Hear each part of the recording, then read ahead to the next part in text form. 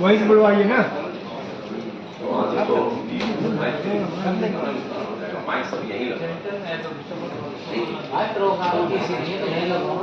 हाँ, क्योंकि वो वहां रहेगा तो एक आदमी उठो, एक आदमी जाओ, या फिर माइक ठीक है।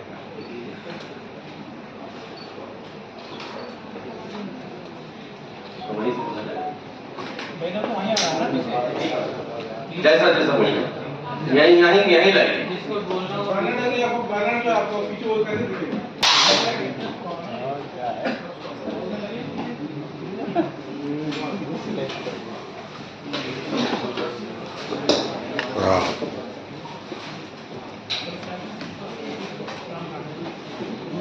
हाँ, हमारा भी फोटो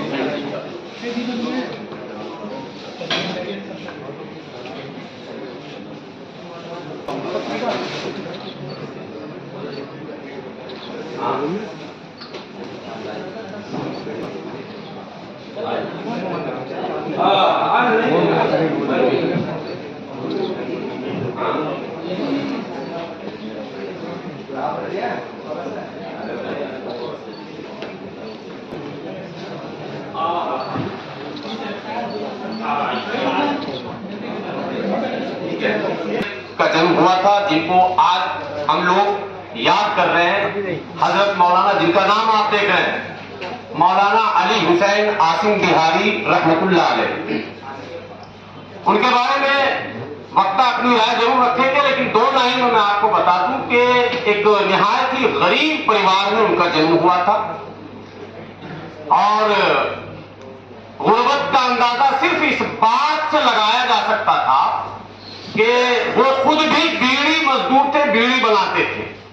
एक सबब तो ये कि गुर्बत में पलकर मजदूरी करके भी अगर आपके अंदर नेक इरादा है और समाज के प्रति आपका लगाव और समाज का दर्द अगर आप में है, तो आप तारीख में अपनी जगह बना सकते हैं, समाज का मार्गदर्शन कर सकते हैं। ये सबक मिलता हमको उनसे। और एक जो सबसे अहम बात है वो ये, जो आप सबसे ऊपर देख रहे हैं लिखा हुआ, पसमानदा आंदोलन के जनक। पसमानदा को लेकर एक कंफ्यूजन शुरू से रहा। जैसे जैसे आंदोलन बढ़ता गया, सामाजिक कार्यकर्ताओं ने जैसे जैसे इसमें भूमिकाएं अपनी बढ़ाई, इसको लेकर कंफ्यूजन भी बढ़ा। और कंफ्यूजन केवल दूसरे समाज के लोगों में नहीं बढ़ा, कंफ्यूजन पसमानदा समाज के भिन्न भिन्न जातियों में भी बढ़ा। लेकिन एक बात मैं आपको बताता हूं, सारे बड़े जिम्मेदार यहां मौजूद हैं आज, जिनका परिचय बारी बारी से मैं कराऊंगा आपके बीच, लेकिन मैं इनके सामने एक बात रखता हूं। 15 अप्रैल से एक दिन पहले मात्र 14 अप्रैल होता है। 14 अप्रैल को भी भारत की इसी भूमि पर उसी दबे कुचले, शोषित, पीड़ित, वंचित, बहिष्कृत समाज का नेतृत्व करने वाला, उसकी आवाज, उसके मान और सम्मान को बढ़ाने के लिए संघर्ष करने वाला एक व्यक्ति पैदा होता है, और वो भी गरीब परिवार में ही जन्म लेता है, जिसे आज हम संविधान के शिल्पकार कहते हैं, बाबा साहब डॉक्टर भीमराव अंबेडकर। शारिक साहब, फिरोज साहब, मेराज साहब, मैं आप लोगों से खासकर इस बात को कहता हूं, मुझे मेरा एक दर्द है जो समाज तक जाना चाहिए। आज 100 पहुंचेंगे हम तो फिर हम मार्ग से भटक जाएंगे। पसमानदा एक ब्लॉक, एक सेक्शन है, उसके किसी भी बिरादरी में अगर किसी भी ऐसे अनमोल हीरे का जन्म हुआ है, तो हमें ससम्मान उस हीरे को अपने समाज के लिए फख्र के साथ पेश करना चाहिए, और उनके यौम पैदाइश को, उनके यौम वफात को, उनके कारनामे को, उनके किरदार को उजागर करना चाहिए। उन पर सेमिनार, संगोष्ठियां करनी चाहिए, उस पर पुस्तकें लिखनी चाहिए, उसका विमोचन होना चाहिए, लगातार उस पर कार्यक्रम। समाज को एक सेंटर पावर चाहिए जहां से उसे मजहबी जुबान में रूहानी फैज कहते हैं, आध्यात्मिक शक्ति वो महापुरुषों से मिलती है। बहरहाल बातें बहुत लंबी है, लेकिन वक्त बहुत कम है। मैं आज अपने आप को इस बात के लिए खुशनसीब पाता हूं कि ऑल इंडिया यूनाइटेड मुस्लिम मोर्चा ने यह तय किया कि हम समाज के उस अजीम शख्सियत को जिन्होंने समाज का मार्गदर्शन किया है, न केवल हम उनको आज याद करेंगे बल्कि आगे भी लगातार इनके ऊपर कार्यक्रम को कैसे करेंगे उसकी रूपरेखा पर भी हम लोगों ने विचार विमर्श किया है। तो आज आप लोगों का अगर सहयोग रहा तो कार्यक्रम सफल होगा। व्यवस्था आप लोगों के सिस्टम से बन गया है। हमारे सारे वक्ता अपनी बात रखेंगे, लेकिन मैं बड़े एहतराम से मौलाना जाहिद साहब से फिर गुजारिश करूंगा कि वो मुख्तसरन आज जो है मौलाना अली हुसैन आसिम बिहारी रहमतुल्लाह अलैह के यौम पैदाइश के एक मौके पर इस अजीम शान कॉन्फ्रेंस में जब आपकी मौजूदगी हुई है तो आपसे ही मैं शुरुआत करूंगा। हजरत मौलाना मोहम्मद जाहिद आलम मुजाहिरी साहब जो पसमानदा विकास फाउंडेशन के उलमा टीम के हेड हैं, मैं उनसे गुजारिश करूंगा कि वो मुख्तसर में अपनी बात रखें।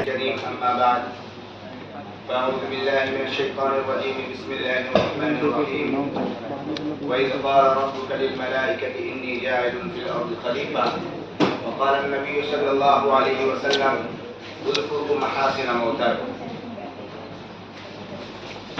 मुअज़्ज़ज़ सामिईन मुहतरम और जिन हज़रात ने इस प्रोग्राम को सजाया है, मैं उन सबका तहे दिल से शुक्रगुजार हूँ कि आप हज़रात ने बड़ी मेहनत जद्दोजहद और कोशिश की है और सभी हज़रात को, हम सब लोगों को यहाँ जमा होने का मौका दिया। आपका शुक्रिया। जिस अजीम हस्ती और अजीम मुजाहिद आज़ादी हिंद हज़रत मौलाना अली हुसैन आसिम बिहारी रहमतुल्लाह अलैह के ज़िक्र खैर के लिए हम यहाँ जमा हुए हैं, ये हमारे लिए सादत की बात है। और किसी शायर ने क्या खूब कहा है कि उक़ाबी रूह जब बेदार होती है जवानों में, उक़ाबी रूह जब बेदार होती है जवानों में, नज़र आती है उनको अपनी मंजिल आसमानों में। हमारे हज़रत मौलाना अली हुसैन आसिम बिहारी रहमतुल्लाह अलैह जिन्होंने पसमानदा आंदोलन का आगाज़ किया और मुल्क हिंदुस्तान में पिछड़े वर्ग, पिछड़े तबक़ात, पसमानदा लोगों के लिए बड़ी तहरीकें चलाई, यात्राएं की, असफार किए, लोगों की इस्लाह की और आज़ादी हिंद में भी अजीम किरदार अदा किया। यकीनन बेशुमार लोग उनके तज़किरे से, उनके ज़िक्र से नावाकिफ़ हैं, जो हम सब के लिए यूँ समझ लीजिए कि नेक बख्ती की अलामत नहीं है। अपने हीरोज़ को, अपने कायदों को हमें याद रखना चाहिए और उनका जिक्र करना चाहिए, ताकि हमें अपनी ज़िंदगी में और हमारे जो भाई हैं दूसरे लोगों की ज़िंदगी के लिए वो जब मशाले राह हैं कि हमें ज़िंदगी कैसे गुजारनी है, हमें अपने मकाम से ऊपर उठकर कैसे काम करना है, लोगों की ज़िंदगियों को और उनके मुस्तक़बिल को, उनके फ्यूचर को कैसे संवारना है, तो फिर हमें इन हज़रात, इन हीरोज़ की ज़िंदगी का मुताला करना पड़ेगा, इन्हें पढ़ना पड़ेगा कि इन्होंने किस अंदाज में काम किया, किस तरह एक गरीब परिवार में पैदा होने वाले शख्स ने एक इनकलाब बर्पा किया और इस मुल्क हिंदुस्तान में पसमानदा आंदोलन का आगाज़ किया, मोमिन कॉन्फ्रेंस कायम की, कोलकाता में लोगों को रात भर स्पीचें दी और मुस्लिम हिंदुस्तान के हमारे जो लीडरान है ना, आज़ादी के वक्त में जिन पर सौबतें परेशानियां आई, उनके लिए कितने खुतूत उन्होंने भेजे, किस तरह वो एक निचले तबके के होने के बावजूद ऊपर उठे और कैसे कितने बड़े जाकर बने कि हम आज उन्हें याद कर रहे हैं 137 साल बाद भी। वो हमारे ने कहा, ऐ फरिश्तों, हम इस जमीन पर एक नाइब बनाना चाहते हैं, खलीफा बनाना चाहते हैं। खलीफा क्या होता है? खलीफा होता है निज़ाम दुनिया को चलाने वाला, निज़ाम को संभालने वाला, जिंदगी को उस्तवार करने वाला।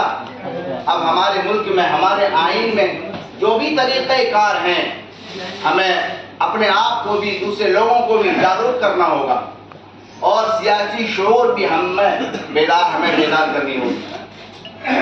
तो हर एतबार से हमें जागरूक होना होगा ताकि हम खुशहाल जिंदगी गुजार सकें। और दूसरी हदीस जो आपके सामने पढ़ी उसमें अल्लाह के नबी सल्लल्लाहु अलैहि वसल्लम ने इरशाद फरमाया, उज़कुरू महासिना मौताकुम, कि ऐ लोगों, तुम्हारे लोगों में से जो इस दुनिया से गुजर गए, इंतकाल कर गए, वफात पा गए, डेथ कर गए, उनको याद करने के लिए तुम कोई मौका तलाश किया करो, उनकी अच्छाइयों को बयान किया करो। उज़कुरू, याद करो उनको, महासिना मौताकुम, अपने दुनिया से गए हुए लोगों की अच्छाइयों को बयान करो। तो इस एतबार से भी ये जो मौका है, ये जो मंच है, जिसमें हज़रत मौलाना अली आसिम हुसैन बिहारी रहमतुल्लाह अलैह का जिक्र खैर हो रहा है, ये बहुत बड़ी बात है कि अल्लाह के नबी सल्लल्लाहु अलैहि वसल्लम ने इरशाद फरमाया कि अपने मरहूमीन के अच्छाइयों को लोगों के सामने बयान किया करो, उसको उजागर किया करो। और जाहिर सी बात, ये तो बड़ी अजीम हस्ती है, इनकी जिंदगी से हमें सीख मिलता है कि कैसे पसमानदा तबकात को आगे ले जाना है और कैसे गरीबी से ऊपर उठकर आम लोगों के साथ अच्छी जिंदगी गुजारनी है। तो जाहिर सी बात है, जो इनकी जिंदगी के उसूल हैं, अलमोल खजाने हैं, हमें उन्हें अपनाना चाहिए और उन बातों पर हमें अमल करते हुए जिंदगी गुजारनी चाहिए। अल्लाह ताला हज़रत मौलाना आसिम बिहारी रहमतुल्लाह अलैह की मग़फ़िरत फरमाए और उनके नक्श कदम पर हम सबको चलने की तौफ़ीक़ अता फरमाए। वाखिर दावाना अल्हम्दुलिल्लाहि रब्बिल आलमीन। सभी का सभी मेहमान जो स्टेज फरमा है और जो मेरे भाई 10 कॉपी भी करा लो। इस प्रोग्राम में शिरकत किए हैं, उनका बहुत बहुत शुक्रिया। सबसे पहले हम अपने बुजुर्ग, हमारे रहबर बाबा आसिम बिहारी जी, उनको राज अकीदत पेश करते हैं।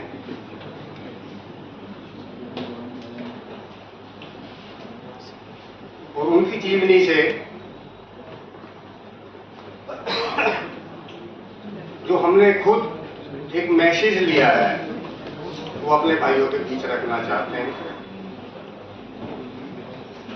एक सादा, सिंपल और एक गरीब परिवार से हमारे बाबा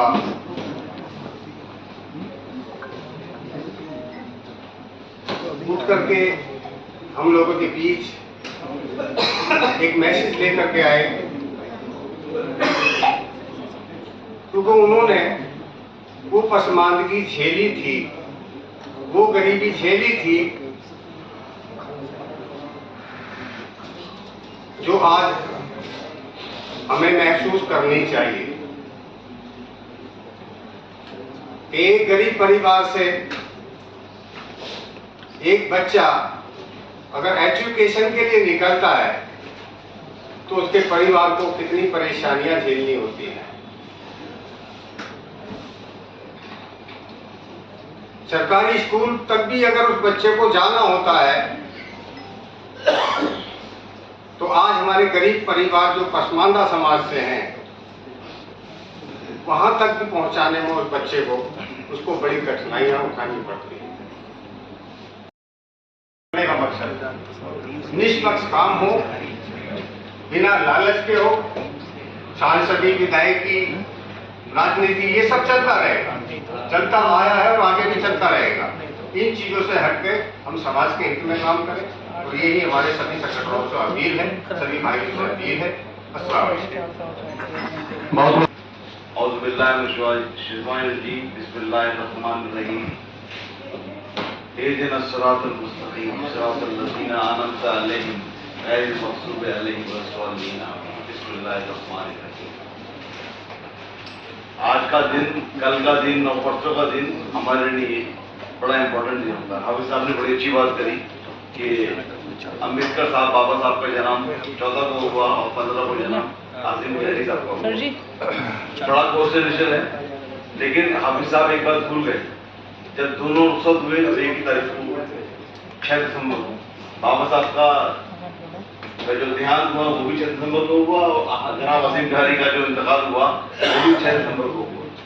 तो हमारे लिए तो ये लगता है एक ही रूप है। एक हिंदू दलित परिवार में पैदा हो गया, एक मुसलमान चुराह परिवार में पैदा हो गया। मैं हमेशा जब आसिम बिहारी साहब की डेथ एनिवर्सरी होती है तो उनकी कब्र अलाहाबाद में है, अटाला में, हिंदुस्तान में, वहाँ मैं हाजिर है। आसिम बिहारी हमारे लिए पसमानदा मूवमेंट के जनक थे। उसके बाद अब्दुल कयूम अंसारी साहब ने जमात संभाली, रोज भाई, उन्होंने बहुत आगे बढ़ाया मूवमेंट को। उसके बाद एक पीढ़ी और आई जो जिनके नाम हम नहीं जानते। उसके बाद डॉक्टर कामिल कुरैशी और मेरे वालिद अब्दुल मजीद नजीब की पीढ़ी आई, जिन्होंने सन 78 में, मैं फिरोज भाई को बता रहा था, एक प्रोग्राम कराया। उसका नाम था, उस संगठन का नाम था जो पहली बार पसमानदा मूवमेंट वर्ल्ड इस्तेमाल हुआ, उसकी तारीख मैं आपको बता दूं, वो 78 में हुआ। उसका नाम था ऑल इंडिया तबकाती पसमानदा फेडरेशन, जो रजिस्टर्ड है और जिसके दस्तावेज मेरे पास मेरे फोन में है। उसका एक फंक्शन 14 नवंबर 1969 आपके करीब तकरोड़ इंडोर स्टेडियम में वहां हुआ, जिसके चीफ गेस्ट थे तत्कालीन मुख्यमंत्री उत्तर प्रदेश श्री हेमवती नंदन बहुगुणा। तो जो लोग ये कहते हैं पसमानदा अल्फाज हमने क्वाइन किया, वो क्वाइन 1978 में हो चुका था। उसके बाद अली अनवर साहब आए, अली अनवर साहब ने काम किया। तो 5-6 पीढ़ियां काम कर रही हैं और हम बड़े फख्र से कहते हैं पसमानदा मुसलमान, जो कि 88% ऑफ इंडियन मुस्लिम्स हैं, कि तहरीक पाकिस्तान में हमारा कोई हाथ नहीं। हमारे हिंदू भाई को ये परेशानी है कि सारे मुसलमानों ने पाकिस्तान को वोट दिया, सारे मुसलमानों ने पाकिस्तान बनाया, सारे मुसलमानों की भाषा उर्दू है, सारे मुसलमानों ने मुस्लिम लीग के साथी थे। मेरे भाई, ये बात मुसलमान को भी नहीं मालूम कि 1946 का इलेक्शन जो हुआ वो सेपरेट इलेक्ट्रेट पे था और सेपरेट इलेक्ट्रेट में पसमानदा मुसलमानों का वोट ही नहीं था। ओनली 12% मुसलमानों उसके लिए इलेक्टेड थे और उसमें उनकी महिलाएं भी नहीं थी। तो 6% या 7% अशराफ मुसलमान में, जिसमें सैयद है, शेख है, मुगल है, पठान है, उसने वो वोटिंग लिस्ट में थे। और मेरा मानना यह है कि जब 7% आपने वो वोटिंग लिस्ट बनाई तो 5%, 100% तो बोलेंगे, 60%, 70% होगी, तो 4 या 5% लोगों ने पाकिस्तान बनाया। हम मुरादाबाद की मोहल्ला पीरजादा में, वो जो आप लाजपत नगर मुरादाबाद में है, उसका नाम आसिम बिहारी गर्ल्स स्कूल है। उसका पहला स्टूडेंट, उसका पहला तालिब इल्म मैं हूं। ये बैठा है 1978 में। शाही कदीम अंसारी उस आसिम बिहारी स्कूल का पहला, बिहार के अंदर भी स्कूल नहीं है, दिल्ली में भी, दुनिया में कहीं नहीं स्कूल आसिम बिहारी के नाम से स्कूल नहीं है, लेकिन मुरादाबाद में है। मुरादाबाद का पक्ष इसलिए है, मुरादाबाद में वो स्कूल है, आप गूगल कर लीजिए। दूसरी बात ये कह दूं कि जब मूवमेंट शुरू किया, मूवमेंट से पहले हम जब स्कूल कॉलेज अलीगढ़ मुस्लिम यूनिवर्सिटी में तालिब इल्म थे, हम इस मूवमेंट पे काम करते थे, हम देखते थे, हमारा डिस्क्रिमिनेशन होता था, इस क्लास में भी होता था, क्लासरूम से बाहर भी होता था, सोसाइटी के अंदर भी होते हैं। लेकिन आपसे मैं अर्ज कर दूं, जब अली अनवर साहब ने मूवमेंट शुरू किया, हमारे रिस्पेक्टेबल है, लेकिन वो हमेशा जेडीयू स्पोक्समैन की तरह बोले। कभी उन्होंने पसमानदाओं की बात राज्यसभा के अंदर नहीं की। एक स्पीच दिखा दीजिए मेरी आपको, अली अनवर साहब को। और जब भी उनसे मेरे तरुआ, मैंने आपका ऑफिस कहाँ पर है, तो बोले जहां अली अनवर बैठते हैं वहां उनका ऑफिस। आज अली अनवर, आज जब से ऑल इंडिया पसमानदा मुस्लिम महाज हम लोग चला रहे हैं, उसके ऑफिस फुलवारी शरीफ में भी है, रांची के अंदर भी है, लखनऊ के अंदर भी है, दिल्ली के अंदर भी है, हैदराबाद के अंदर भी है, और इंशाल्लाह बहुत जल्दी एक ऑफिस आपका श्रीनगर में खुलने वाला है और एक ऑफिस बॉम्बे के अंदर दादर में हम खोलने वाले हैं। आपकी दुआ साथ रहेंगे। आपकी मांग क्या है, चाहते क्या है आपसे? राहुल गांधी जी से, यही जवाहर भवन हमें करीब में है, यहाँ उनको मैंने इंटरव्यू किया, उनसे बात की, कोई जवाब नहीं आया।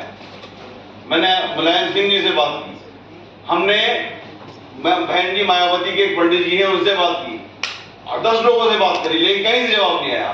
जब नरेंद्र मोदी जी इस ऑफिस में आ गए तो हमने एक खत मायूसी भरा हमने लिख दिया कि ये प्रॉब्लम पसमानदा मुसलमानों की भी हैं, आप देश के प्रधानमंत्री हैं, तो you won't believe with in 15 days I receive an answer. तो ये आज जो महफिलें जो हो रही हैं, ये पहले क्यों नहीं हुई? यूपीए के दौर में क्यों नहीं हुई?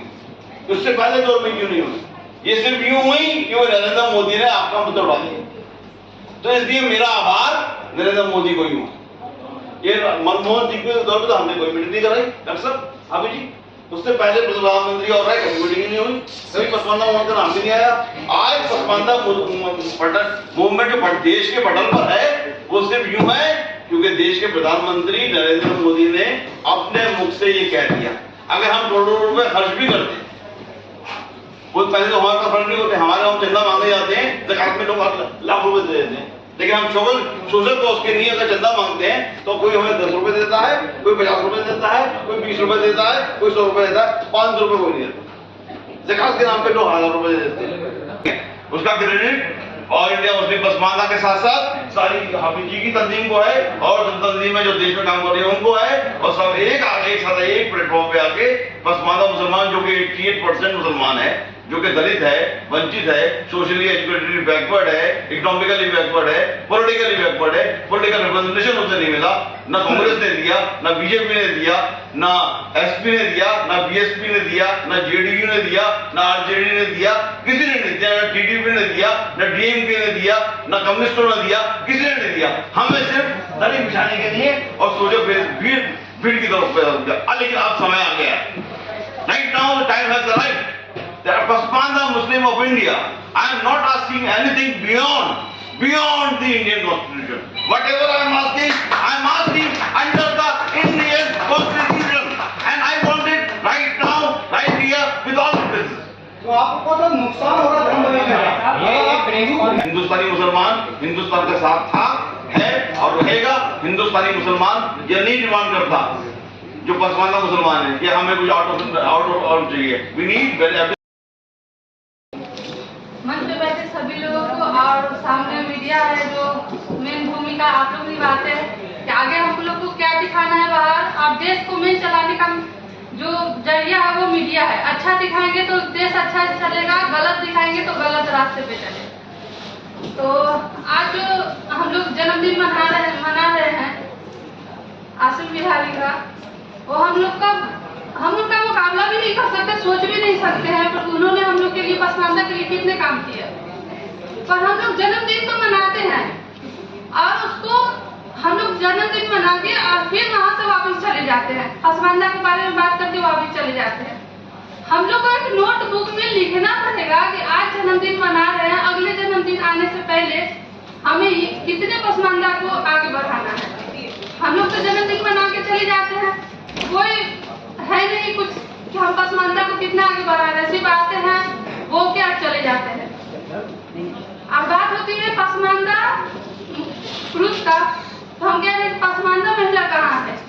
क्या पसमानदा महिला के देश में योगदान नहीं है? और शेख सैयद अशराफ पसमानदा बोलते हैं, और वो अशराफ की लड़कियां राजनीति में भी है, वहां पे वही पसमानदा बोलते हैं कि वो मुसलमान की शेरनी है। तो आप देखो ना कि आप वो शेरनी है किस लिए, वो शेरनी की बच्ची शेरनी बनेगी ना, तो आपका सोच कहाँ जा रहा है? आप दूसरे अशराफ को निगेटिव में भी ले रहे हो और पसमानदा के बारे में सोच भी नहीं रहे। अशराफ अपने शेरनी कैसे बना? क्योंकि वो बनाया गया है। आप पसमानदा जो लोग हैं वो शेरनी बनाइए ना, आपको कौन मना किया गया है? कोई मना किया नहीं है। आप अपने बच्चे को यूनिवर्सिटी में नहीं डाल सकते हैं, यूनिवर्सिटी में डालने से पहले 10 बार सोचते हैं, पता नहीं क्या होगा, सेफ है अनसेफ है। आपके बच्चे तो घर में भी सेफ नहीं है। पसमानदा की बात क्या है? पसमानदा औरतों को भी अधिकार होनी चाहिए, बराबर की अधिकार होनी चाहिए। और पसमानदा औरत जब शिक्षित होती है तो वो सिर्फ अपने घर को नहीं, अपने समाज को, अपने देश को आगे बढ़ाती है।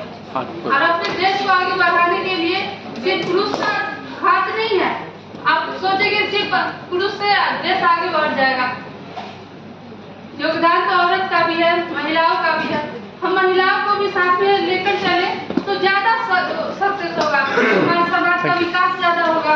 अगर साथ में पसमानदा महिलाएं भी होगी तो समाज का ज्यादा विकास होगा, और समाज का विकास होगा तो फिर देश का विकास होगा। बहुत साथियों, आज पसमानदा समाज के नायक बाबा साहेब भीमराव अम्बेडकर ज्योतिबा फुले, सावित्रीबाई फुले, नायकर के विचारधारा को मजबूती से आगे ले जाने वाले मौलाना आसिम बिहारी और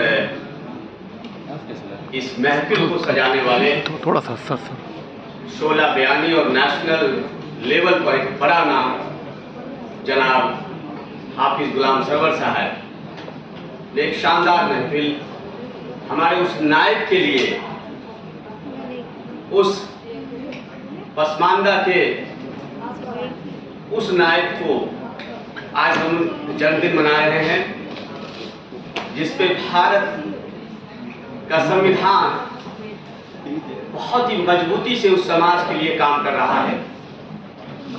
आसिम बिहारी साहब और सरवर साहब ने आज कहा कि आसिम बिहारी साहब ने आज फिरोज साहब रहमतुल्लाह अलैह करना है।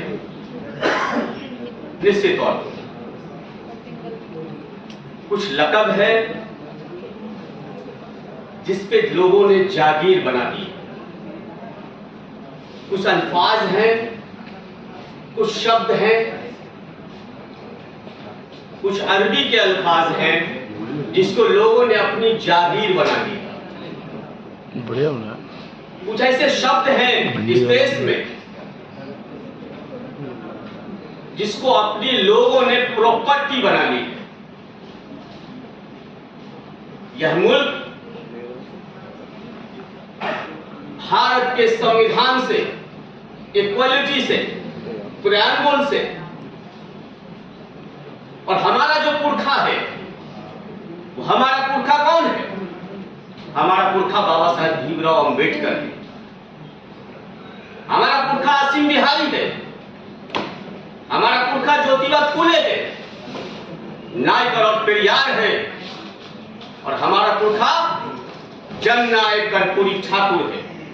अरे दिल्ली नहीं आए, हम यहाँ आए हैं अपने नायक आसिम बिहारी को बताने के लिए कि देखो इस दर्द की दास्तां के इस तमाम उस तमाम चीजों में मेरे पास कौन कौन से फूल हैं और तुम्हारे कौन कौन से शूल हैं। ये सीने में दर्द करते हो ना, ये सीने पर वाक्यवार कर दो ना, तो कोई दिक्कत नहीं, चुन चुन के पीठ पर क्यों वार करते हो? कभी मस्जिद के नाम पर, कभी सड़कों के नाम पर, कभी तमाम तरह की चीजों के नाम पर। और मैं पूछता हूं कि क्या इस देश में केवल धर्म है? केवल धर्म है? केवल धर्म है? हमारे शिक्षा की चिंता कौन करेगा? हमारे स्वास्थ्य की चिंता कौन करेगा? हमारे सेकुलर जो हमारा इस देश का जो हमारा जो ढांचा है, जो प्रियम्बल का ढांचा है, हम भारत के लोग की चिंता कौन करेगा? वो पसमानदा समाज जो अफजाल समाज, और आपको पता होना चाहिए, आप जानते हैं, आप विद्वान हैं, यहाँ बहुत बड़े स्कॉलर और तमाम आप जैसे पत्रकार और दिग्गज पत्रकार बैठे हुए हैं। आपको अच्छी तरह पता है कि रंगनाथ मिश्रा कमीशन और सच्चा कमेटी ने बजाते इस देश में मुसलमानों को 3 भागों में बांटा। देश में इस काम को करने की जरूरत है। आदरणीय प्राइम मिनिस्टर, यशस्वी प्रधानमंत्री जी से मैं मांग करता हूं कि रंगनाथ मिश्रा कमीशन की रिपोर्ट को आप लागू कर दीजिए, और अगर आपको अति पिछड़ा और पसमानदा आजाद समाज की और इस देश के अति पिछड़ा समाज की पूरी चिंता है, मुझे लगता है कि आपको चिंता है। अगर चिंता नहीं रहती तो कर्पूरी ठाकुर को भारत रत्न नहीं मिलता, और जिस कर्पूरी जननायक कर्पूरी ठाकुर को भारत रत्न मिल रहा है, मैं चाहता हूं कि रोहिणी कमीशन की रिपोर्ट को आज लागू करवा दीजिए। ये हमारे आसिम बिहारी के आज सबसे बड़ी खराज हकीकत होगी कि आप रोहिणी कमीशन की रिपोर्ट को लागू कराएंगे। संसद का सत्र चल रहा है, आपके लिए कोई बहुत बड़ी बात नहीं है। महिला आरक्षण बिल पर आपने बड़ा काम कर दिया है। हम लोग इस मंच के माध्यम से, खास करके आसिम बिहारी जी के आज जन्मदिन के माध्यम से, हम आपके माध्यम से मांग करते हैं संसद में कि रोहिणी कमीशन की रिपोर्ट को लागू कीजिए, ताकि कर्पूरी का जो समाज है, अति पिछड़ा समाज है,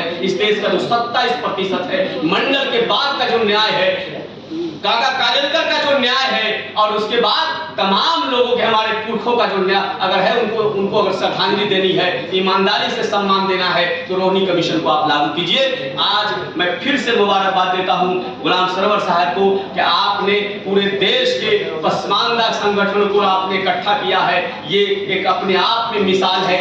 हम खासतौर पर ऑल इंडिया यूनाइटेड मुस्लिम मोर्चा के राष्ट्रीय अध्यक्ष जनाब डॉक्टर एजाज अली साहब का शुक्रिया अदा करते हैं कि निश्चित तौर पे सरवर साहब आपने कहा कि वो रिटायर हो गए, नहीं, हमारे जो नायक होते हैं, हमारे जो काम करने वाले लोग होते हैं, हमारे जो गार्जियन हैं, वो कभी रिटायर नहीं होंगे। हम उन तमाम लोगों का सम्मान है जिन्होंने पसमानदा सवाल को आज देश में एक मुद्दा बनाया। लेकिन सवाल है, सवाल नहीं, अब जवाब देना है, क्योंकि इस देश में जवाब देने वाली सरकार है, और जवाब देने वाली सरकार है तो रोहिणी कमीशन कब लागू होगा, कर्पूरी के संतानों को कब न्याय मिलेगा। और जब मैं कर्पूरी का संतान बोलता हूं तो बिहार में अति पिछड़ा समाज को अलग से 70% रिजर्वेशन मिला है, ये है कर्पूरी का संतान, और इस देश को जस्टिस तभी मिलेगा। Thank you very much. जय हिंद, जय भारत, जय संविधान। जय नालंदा, जय भारत माता की। सबसे पहले मैं कार्यक्रम को संचालन करने वाले हाफिज गुलाम सरवर साहब का शुक्रिया अदा करता हूँ। उन्होंने हम लोगों को बुलाया और मौका दिया। उसके साथ साथ एक शुक्रिया उनका भी अदा करता हूँ ऑल इंडिया यूनाइटेड मुस्लिम मोर्चा, जिनके बैनर तले हम लोगों को आज मौका मिला कि इस बैनर के तले हमारे बिहार के शेरे जनक मौलाना आसिम बिहारी रहमतुल्लाह अलैह का आज जन्म तिथि मनाया गया। इसके लिए मैं आप लोगों का बहुत बहुत शुक्रिया अदा करता हूँ। और मैं अपने परिचय से पहले एक बात क्लियर कर देना चाहता हूँ कि हम लोग जिस आंदोलन की बात करते हैं तो आंदोलन भीड़ से नहीं, हौसले से होती है। अगर आपके पास हौसला है तो आप अकेला चलेंगे, कारवां बनता चला जाएगा। तो इसी तरह से हमारे बिहार के नालंदा जिला से, जहाँ से हमारे मौलाना आसिम बिहारी रहमतुल्लाह अलैह आते हैं, मैं एक्चुअली उसी गांव नालंदा बिहार शरीफ से हूँ। और उनका जो कारोबार था, उनका जो तिजारत था, वो बीड़ी बनाया करते थे। तो मैं बता दूं, मैं भी उसी बीड़ी बनाने वाला का नाती हूँ। मेरे नाना जान बीड़ी बनाया करते थे, और बीड़ी का सिलसिला ऐसा था कि मेरी अम्मी ने भी बीड़ी बना बनाकर मुझे पाला पोसा। मैं भी बहुत गरीब परिवार से हूँ, और इसी तरह हम लोग के समय में पढ़ाई भी बहुत मुश्किल से होती थी। गांव में सरकारी स्कूल में पढ़ाई होती थी, सरकारी स्कूल में बहुत मुश्किलों से, आप लोग समझ सकते हैं, पढ़ाई होती है। माइक के पास जी, माइक के पास जी जी हम माइक के पास आई कर ले, माइक कर ले। तो हम लोग बहुत मुश्किल तरीके से पढ़ाई किए, लेकिन हौसला रहा कि हमको पढ़ना है, समाज के लिए कुछ करना है, और हमें अपने भारत के लिए कुछ करना है कि भारत हमारा है, हम भारत में पैदा हुए हैं, और भारत में मर के जो है यहीं मिट जाना है मुझे। तो मुझे अपने भारत देश के लिए कुछ ना कुछ करना है, ये जज्बा हमारे अंदर था। मेरी वोट की संख्या 15,045 रही, तो उससे हमारा हौसला बढ़ा, और हौसला बढ़ने के बाद मैं और लोगों के बीच में काम करता हूँ। मैं अपना एक संगठन चलाता हूँ, संगठन के माध्यम से जो भी हमसे होता है, हर समाज के लोगों तक मैं जाता हूँ। जो हमसे होता है, हम समस्या समाधान करने का कार्य करते हैं। हमारे पास कोई जाति भेदभाव के हम लोग काम नहीं करते, और हम अपने समाज को यही सिखाना चाहते हैं कि हम जो पासमानदा की बात करते हैं, जो हम पासमानदा है, सबसे पहले हमको ये समझना होगा कि पासमानदा है क्या। आज जो हम लोग पासमानदा के नाम पे जो ठगे जा रहे हैं, जो पासमानदा के नाम पे हमारे साथ जो नाइंसाफी हो रही है, तो मुझे ये चेक करना होगा, मुझे ये जांच करना होगा कि आखिर कहाँ कमी है। ये गुजारिश करता हूँ खासकर अंसारी समाज से, क्योंकि उनकी आबादी बड़ी है, और अंसारी समाज का बहुत बड़ा योगदान भी रहा जाति में, और बड़े बड़े उलमा भी निकले इससे। तो आज के डेट में आपको कुर्बानी देने की जरूरत है, और जो दबे कुचले पासमानदा है, पासमानदा बहुत सारी 36 जातियां हैं, पूजा है, सब्जी परोस है, मंसूरी है, नट है, बक्को है, सवेरा है, साई है, हलालखोर है। तो ये जो जातियां हैं आपके ये भाई हैं। पहले आप इनको मान सम्मान देना शुरू करो। आप जब मान सम्मान देंगे वो आपको मान सम्मान देंगे तो सबसे पहले आपकी संगठन मजबूत होगी। जब आपकी संगठन मजबूत होगी, आपके लोग इकट्ठे होंगे तो फिर आपका जो बड़ा भाई है जिसको आप गाली देते हो, जिनको आप परेशान करते हो, वो सैयद है, वो शेख है, वो शेख सैयद तो बाद में है, पहले वो भारतीय है, पहले वो देशभक्त है। भारत में रहने वाला शेख हो, सैयद हो, मुसलमान हो, हिंदू हो, सिख हो, ईसाई हो, सब भारतीय है। हम सारे भारतवासी भाई है और भारत माँ हमारी माँ है। और भारत माँ, एक बात समझ लीजिए, ये जो घटनाएं घटती जो एक दूसरे को हम लोग टिप्पणी करते हैं तो इससे हमारा मान सम्मान नहीं, इसमें हमारी भारत माँ की मान सम्मान को ठेस पहुंचती है। हम इस पर भी विचार विमर्श करें कि हमारी भारत माँ को मान सम्मान कैसे मिले। हम लोग अपने आप को डेवलपमेंट करें, अपने आप को विकास करें। हम लोग अपने आप को एक दूसरे से मिलकर रखें। ठीक है, अलग अलग ब्लॉक है, आप अति पिछड़ा है, आप बैकवर्ड है, फॉरवर्ड है, लेकिन डेमोक्रेसी का जो अधिकार है समाज में, वो अधिकार एक दूसरे को हम लोग लेना देना सीखें। पहले संगठित हो और कार्य करें बिना स्वार्थ के। हमारे संविधान रचयिता डॉक्टर भीमराव अम्बेडकर साहब ने कभी किसी लालच में उन्होंने मतलब आंदोलन नहीं किया। कि आप लोगों का बहुत बहुत शुक्रिया और खासकर आप से आपको बहुत बहुत शुक्रिया कि आपने मुझे मौका दिया। जय हिंद, जय बिहार, जय नालंदा। 1920 में शुरू हुआ था, लगभग 105 वर्ष को हो गए इस आंदोलन। अगर हमें आज तक हक नहीं मिला है तो वो हमारी गलती है, किसी और की गलती नहीं है।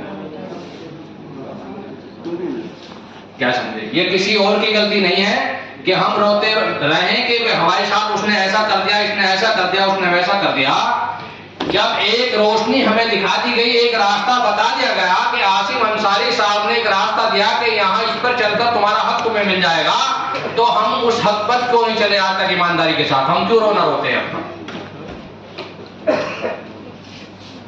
इसलिए मैं अपनी गलती को, हम अपनी गलती को स्वीकारते हुए, सच्चाई को स्वीकारते हुए हम सरकार से ये मांग करते हैं कि जो हमारे मुद्दे हैं या जो आज तक हमें नहीं मिला है उसका हिसाब हो, और अगर हिसाब नहीं होगा तो हम इस आंदोलन को तेज धार देंगे।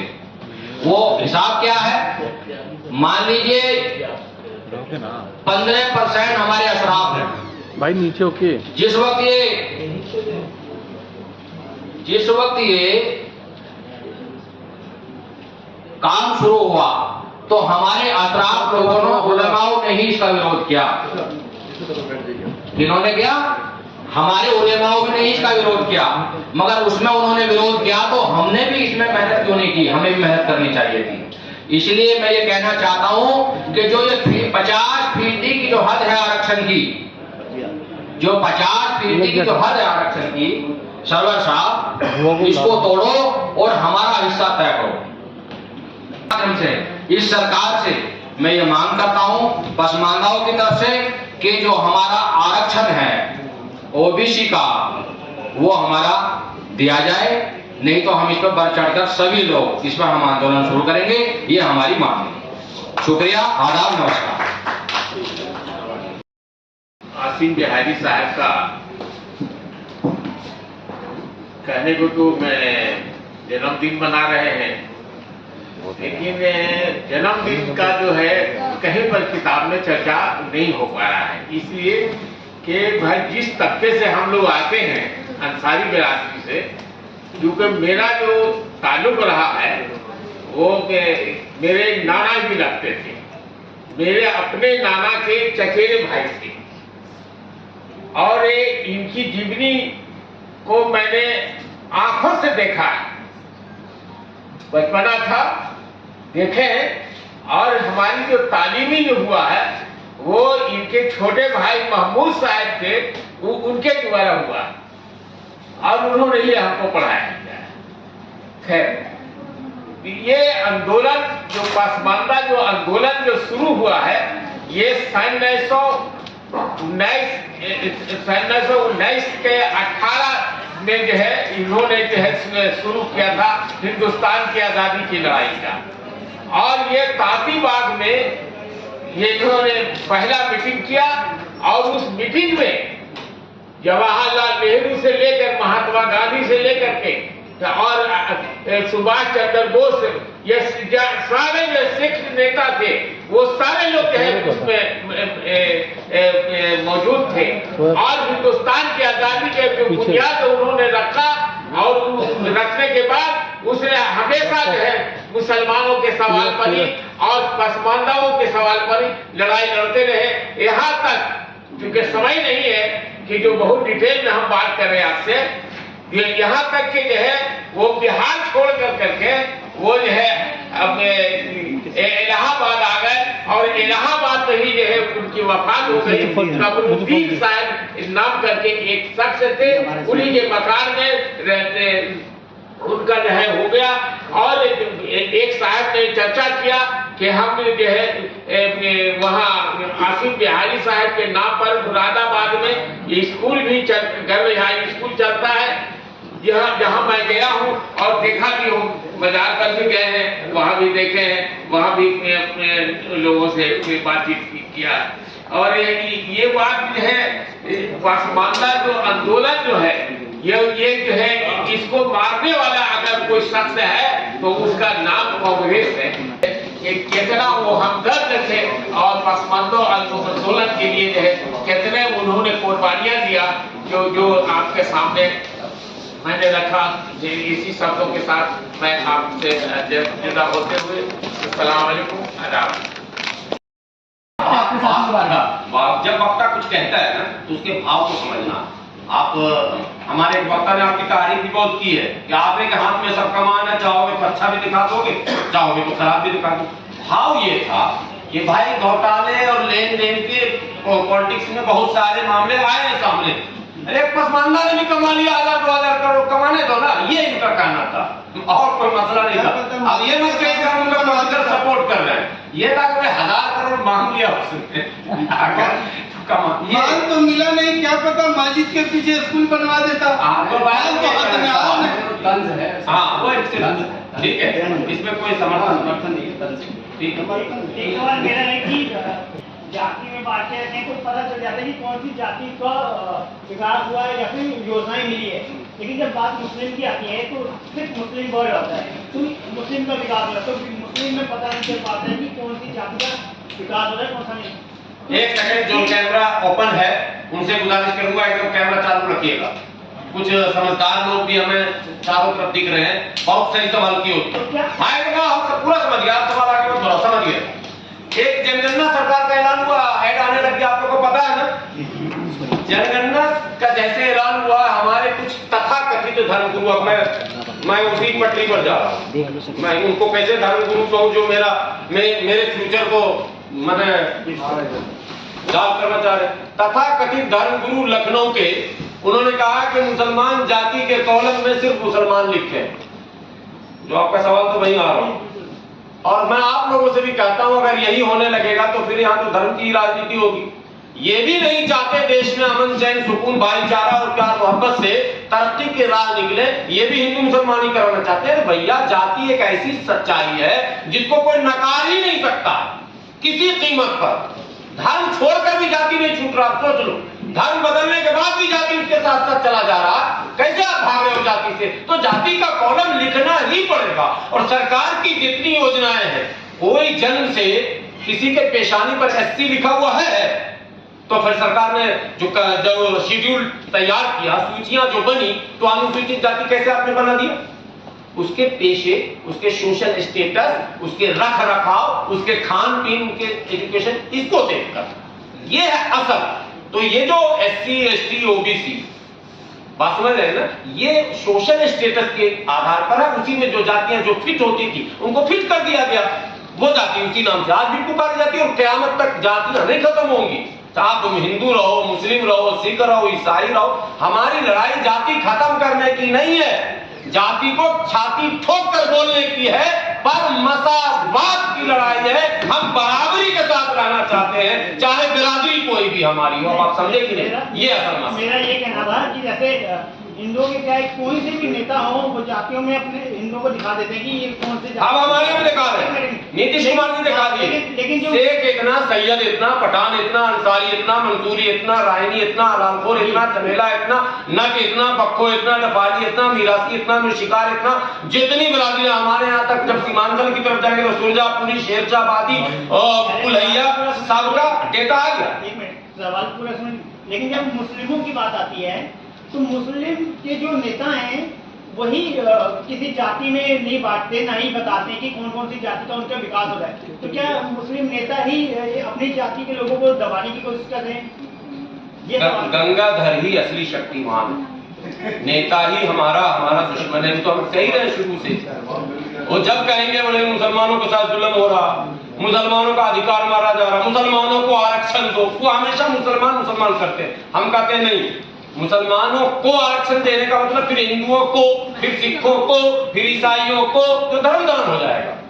जो व्यवस्था संविधान में बनी है उसी व्यवस्था पर आगे बढ़ाइए, उसी व्यवस्था पर हम सरकार से भी कहते हैं कि आप काम कीजिए और आप भी जातिगत विकास कीजिए, आंकड़ा दीजिए और लीजिए, बस आंकड़ा हम जातिगत देना चाहते हैं।